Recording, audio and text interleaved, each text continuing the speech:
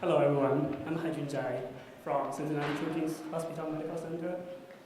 I'll introduce our work titled Many Large-Scale EHR with Machine Learning Methods to Predict Workforce 30-Day Unplanned Readmissions. The main content I'll talk about. Each year we have many patients got admitted to our hospital. After treatment, they will be discharged. But some of them will came back and got readmitted. So all this information, like administrative data, flow sheets, lab tests, medications, diagnosis, procedures, all this information will be stored in our EHR system. Here we are trying to understand this information and analyze it to build a tool, and I hope this tool can help us to identify the patient at high risk of readmission. So for readmission prediction, there are many tools available, but all these tools are manually designed with expert knowledge to determine the predictive factors. And all of them were proposed before the widespread implementation of EHR. That means only a small fraction of EHR were used to develop these tools. In this study, we are aiming to develop a prediction tool by analyzing a large-scale EHR to identify the inpatients at high risk of readmission. Another aim is to evaluate and compare our algorithm against the existing tools. We set our target time frame from January 1st, 2010 to the end of August 2012, which includes 32 months. Our dependent variable is the 30-day unplanned readmission. This figure shows the steps we collect our cases and controls. We can see that we have over 70,000 encounters occurred in the 32 months. We identified around 6,000 cases, and we also collected around 60,000 controls. We further split the whole data samples into two sets. The encounters occurred in the first 24 months comprise our training set. The rest in the last 8 months comprise our test set. We create the model and the training set in the tenfold cross-validation setup and evaluate it independently and test it. So this table shows our independent variables, which include medications, diagnosis, lab tests, vital signs and clinical assessments, demographics, procedures, and clinical notes. The second column shows the description of each type of variable. The last column shows the size of the variable. We can see that we have over 300 million entries for the vital signs and clinical assessments. We also have over 2 million clinical notes. So that's the data we are facing. In the modeling part, we first divide the variables into 3 types of risk factors, which include the high-level proxies and the clinical elements and the clinical notes. Here are the high-level proxies,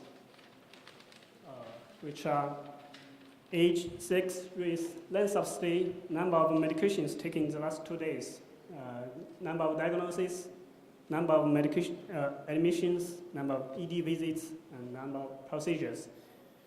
All these variables are collected from the previous literature, which can also be found in our dataset. So after we have these variables, we discrete and categorize them using the chi-square test. So the second column and the first column shows the categorization for each variable. Then we use the logistic regression to create the model. This table just shows an example of how this variable will look like in the model. We can see that for the medication, it shows that the more medication the patient taking, the more likely it will be got readmitted. The same thing can be found on the diagnosis.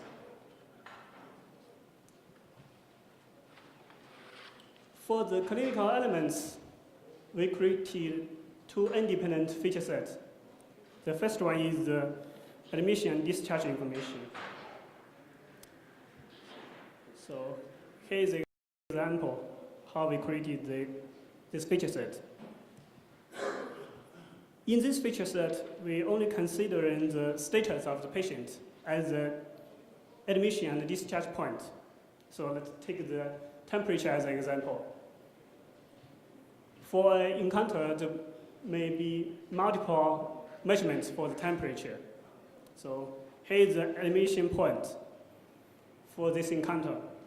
We consider the 4-hour window, 2 hours before or after the admission point.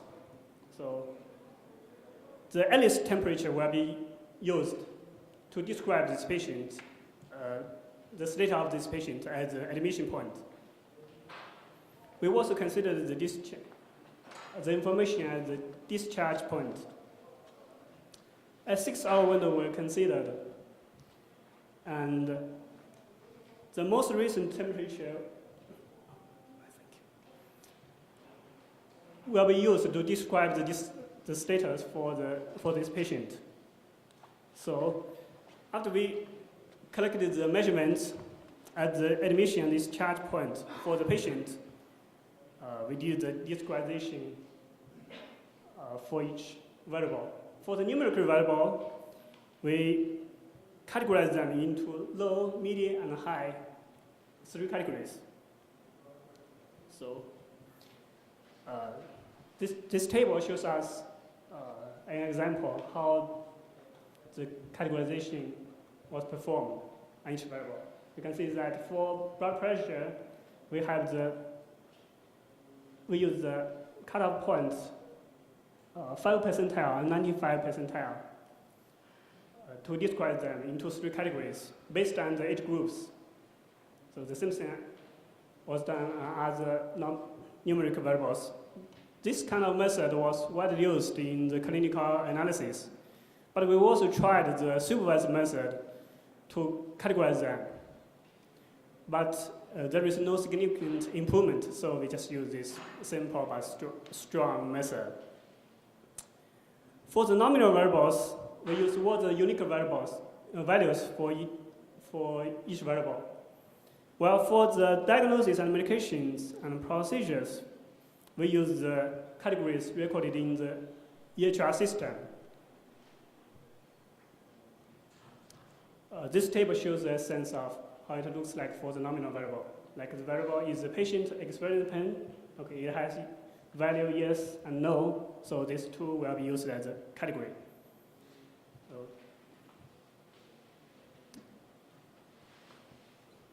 in addition, we also can create another feature set for the clinical elements, which is called dynamic information. So here's an example. Let's take the temperature as an example. For each encounter, there will be multiple measurements.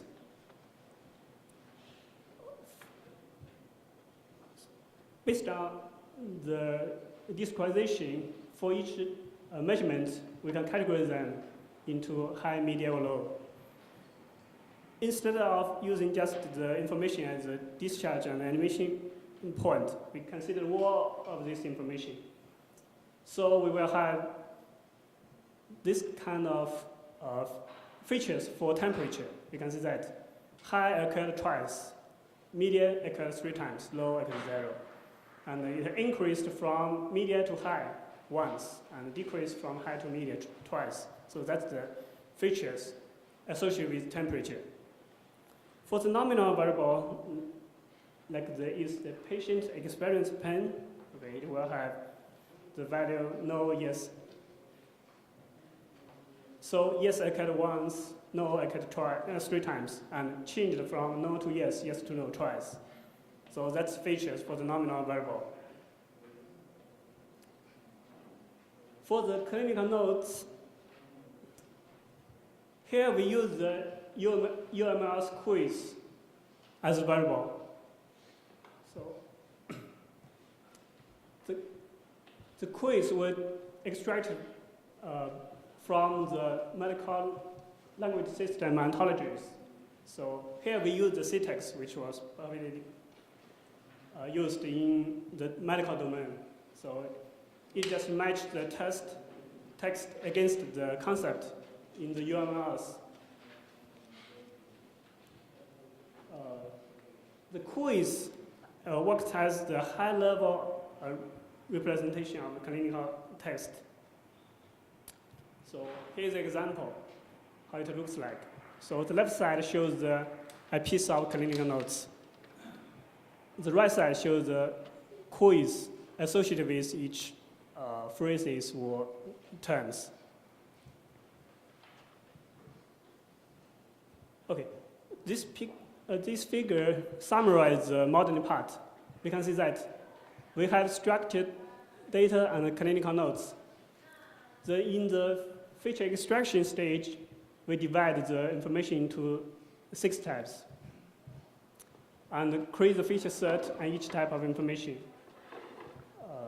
Then we did the feature selection, use the t-test, test-score test, and then we use logistic regression plus the lasso method to create the model on each individual feature set. Then we have 6 classifiers. Finally, we integrate these 6 classifiers and made a final decision use the SPM classifier. Actually, for all this modeling part, we tried different algorithms. The algorithm, at least here, just shows us the best performed algorithm. Then we evaluate our algorithm, use the standard metrics, sensitivity, specificity, positive predicted value, F-score, and AUC. We also implemented 2 baselines, which was already widely used in many institutions. The first one is they use the number of admissions to do the prediction. Another one is called the LACE score. This is the most popular one.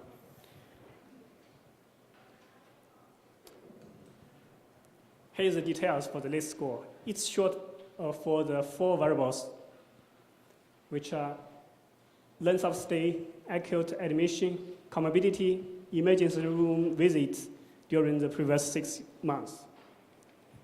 So each variable will be assigned a subscore and add up to the total score to do the prediction.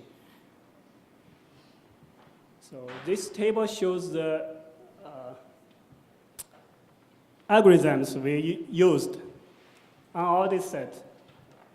We tried naive-based decision tree SVM, logistic regression, and we also tried different feature selection methods. The first one is use the top n significant variables. Another one is use the lasso method. It's the L1 regularized logistic regression, which shows us that logistic regression plus lasso method performed the best. The AUC achieved 0.754. And this table shows how the classifier works on each individual classifiers and the integration of the 6 classifiers. You can see that individually, the classifiers and the dynamic information performed the best. It achieved 0.754. Well, we can further improve the performance by integrating the 6th classifier. So it will give us 0.776 on AUC. So here is the comparison of our model against the 2 baselines and the test set. We can see that our model performed much better than the 2 baselines. The AUC of our model achieved 0.764, which is a little bit lower than on the training set. So here is the PVV sensitivity curves for the 3 models. green line indicates our approach. We can see that our approach performed consistently better than the two baselines. Okay, I'll briefly conclude our work. In this study, we used machine learning and natural language processing to automatically analyze a large-scale EHR, and this approach achieved significant better results, over 11% AUC than the two previously published methods. Currently, we are implementing the system in our institution and trying to do the prospective evaluation. Thank you.